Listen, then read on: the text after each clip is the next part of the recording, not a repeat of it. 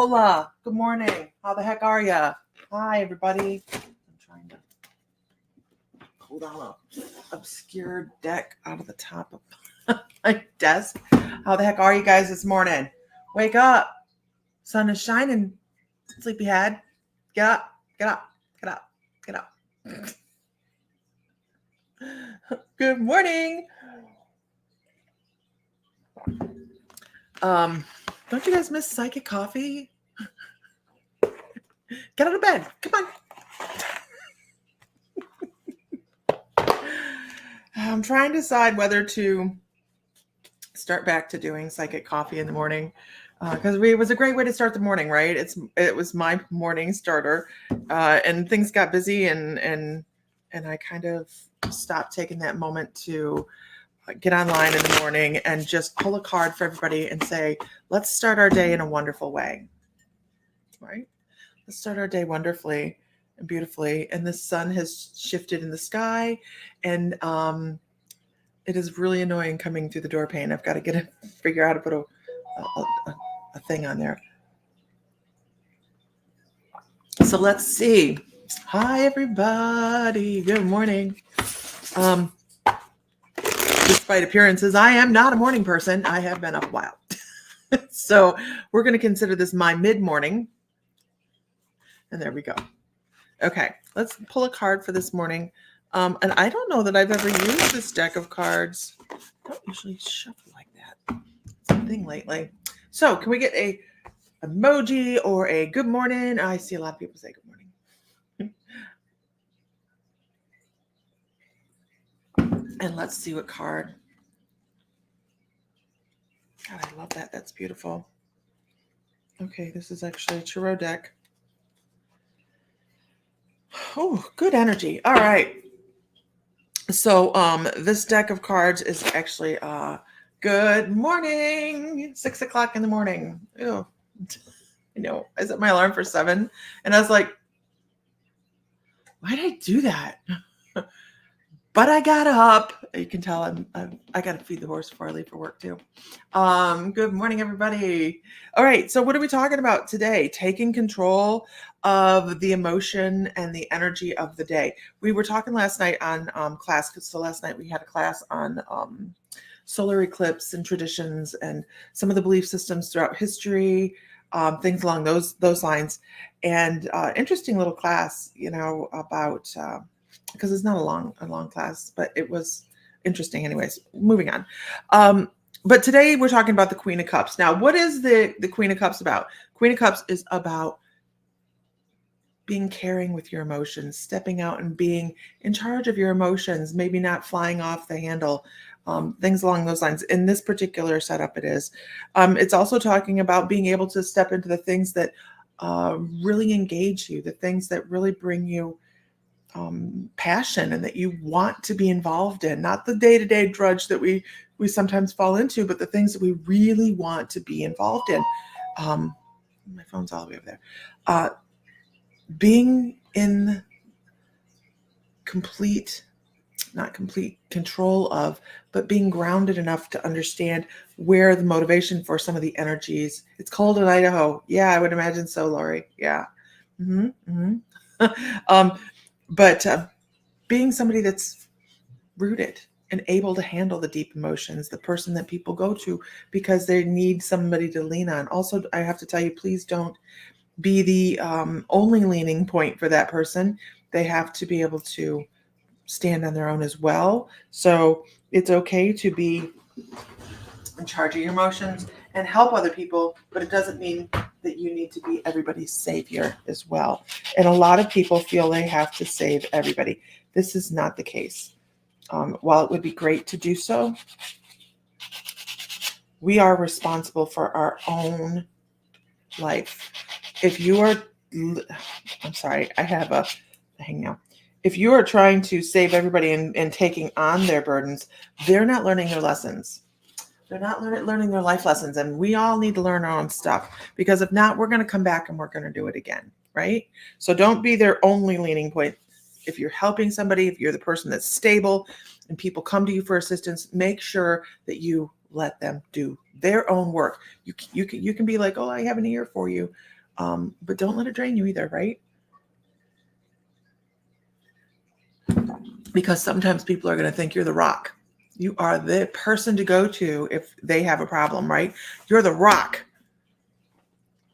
Sometimes, being the rock is very difficult.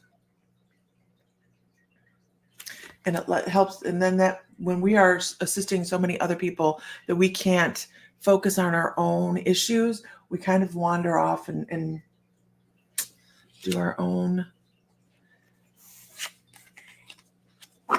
daydreaming, right? We lose track of where we're supposed to be right here, right now. So yes, you can be somebody that'll lend an ear, but don't try to be everybody's savior. People are going to see you that way quite often. And the people that are on here know exactly what I'm talking about because we're always in the right space at the right time, right? But don't lose track of your own life because of somebody else's. How many people have ever done this? And it's not a bad thing. We've tried to help somebody else so many times, and then they are, I don't want to say unappreciative, but lack the awareness that they should be thanking you or, hey, thank you so much for the help, or being that to you as well, helpful. You hate being the rock. Yeah, sometimes it gets exhausting. Good morning. Pretty cards. I don't think I've ever used it before. I used to feel like I had a lot of decks of cards, and then Michael Groomer told me he had like 260, and I'm like, dude, you have a problem. We need to talk about it. We need to talk about your problem. If you're a My Mystical Life member, please know that tonight's class, Ancients and Aliens with Angela May, our very own Egyptologist, archaeologist, is canceled this evening. She had a scheduling conflict, and it will be either later this month or we'll just put it off till next month. So it just depends on her schedule and what she has going on. We have some incredible teachers, so we can't, they're all doing everything for free and donating their time. So when they have a scheduling conflict, we're like, man, you do whatever you need to do, because we appreciate every single one of them. Let's see. I suppose I should go feed the horses before I have to go to work. Let's do one more card. Let's do one more card. This is community cards, right? Good morning, Christina. Let's do it out of this deck. Can't have my husband come home. See, I have stuff everywhere. Make it all bitchy. Okay, one more card. Hold on. Yeah, sometimes people just expect you to be there. Like, and is it their fault that we have given them reliability? I guess. I don't know. Okay, one more card here. Let's see. What is a community card that everybody could benefit from hearing today? All right. Ooh, this one. I like this one. Let's see what it says. This is so important. So many of us forget this. So many of us have never, you can walk through your whole life and never know this. This blows my mind. But you are a divine soul within a human body. This is extremely important information, right? A lot of us just stumble through life doing the human thing, going through life, going to work, home, get the kids, cook the dinner, go to bed, watch television. I've been watching Lucifer lately. I'm almost at the end of season 6 again, but I'm rebooting because they're doing a new season and I'm incredibly excited. But yeah, so we are the fortunate,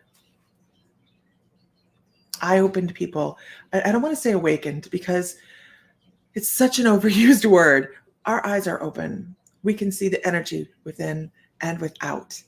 And that is truly amazing because it's not just us. We're not the only, thing out here. I just think that we have so much guidance And everything around us should be taken as something, right? Some form of guidance. Everything is placed in our path for a reason. Everything. Whether you trip and stumble and fall and you hurt yourself, or you just have no problems in life whatsoever, right? We lay those things in front of us. A lot of people have a hard time believing that because they've scheduled a shit show for themselves, right? And they may have scheduled one item in their life that was a shit show. And then all of a sudden they fall into the pattern of angst and anger, and the shit show maintains. So the way we view the world is a little bit different, I think, than people that just kind of go through humdrum, living the human existence. I think we get to see the beautiful moments because our eyes are open and we're aware of that. Awakened. It's a word. Okay. Anyhow, I have to go feed the four-legged critters in the barn before they get cranky. And we are sustaining. We have chickens. And it's funny because I always swore I hate chickens. They're disgusting, nasty birds. And I've almost had an eyeball plucked out by them before. So I'm not a chicken person, but they were on sale. So I'm always a sale hunter. So I bought chickens, and we started with 38 chickens. We still have 38 chickens 2 weeks later. I'm like, my mind is blown. I'm like, okay. But so I have to figure out what to do with the chickens in the barn so the cats won't eat them. When do we release the hens? All right. So I have to go. I'm working on that. I'm brainstorming on that. I don't know what to do. Because the cats will probably try to eat them. And I don't want that. So everybody, I'm going to go work on that problem. Everybody have a good afternoon. Find light, find love, find joy, feel divine, because you are. And if Mr. Fry wasn't working his tail off, keeping me in the lifestyle I've become accustomed to, he would say, may the light be with you always. And yes, he would find that joke funny. He would, because he knows. I called him a sugar daddy one time, like 20 years ago, and that man won't forget that shit. Whatever. All right, everybody, have a good afternoon, and I will possibly talk to you this evening. I'm not sure, but if you are in class, if you are a My Mystical Life member, Ancients and Aliens tonight, she had a scheduling conflict, so it'll either be later this month or the next class will be next month. I'm not sure. She's looking at the dates that are available. So I will talk to you guys later. Bye. Good morning, sunshine.